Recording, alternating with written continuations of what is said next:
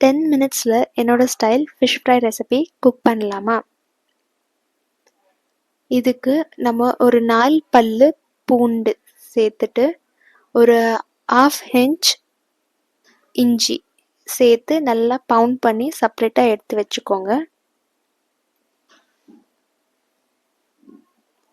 இப்போது இந்த பவுண்ட் பண்ண ஜிஞ்சர் கார்லிக்கில் 1 ஸ்பூன் வினிகர் இல்லைன்னா லெமன் ஜூஸ் ஆட் பண்ணி நல்லா மிக்ஸ் பண்ணிவிட்டு கழுவி வச்சுருக்க இந்த ஃபிஷ் ஸ்லைசஸில் நல்லா அப்ளை பண்ணிவிட்டு ஒரு 10 மினிட்ஸ்க்கு ரெஸ்ட் பண்ணிவிடுங்க.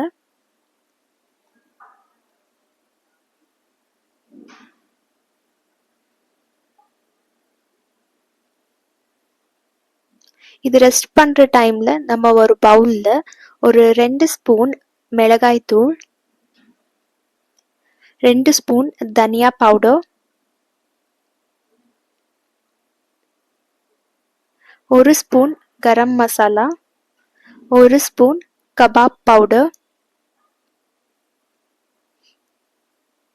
தேவையான அளவு உப்பு சேர்த்துட்டு ஒரு 1/4 ஸ்பூன் மஞ்சள் தூள், 1 ஸ்பூன் மைதா மாவு, 1 ஸ்பூன் அரிசி மாவு சேர்த்து ஃபுட் கலர், இது ஒரு கலருக்காக மட்டும்தான். இது எல்லாத்தையும் நல்லா மிக்ஸ் பண்ணிவிட்டு மேரினேட் பண்ணி வச்ச ஃபிஷ் ஸ்லைசஸை நல்லா எல்லா சைடுமே கோட் ஆகுற மாதிரி இந்த ட்ரை மிக்சரில் கோட் பண்ணிவிட்டு ஒரு 10 மினிட்ஸ்லேருந்து ஒரு 1/2 ஹவருக்கே நீங்கள் ரெஸ்ட் பண்ணி விட்டுக்கோங்க.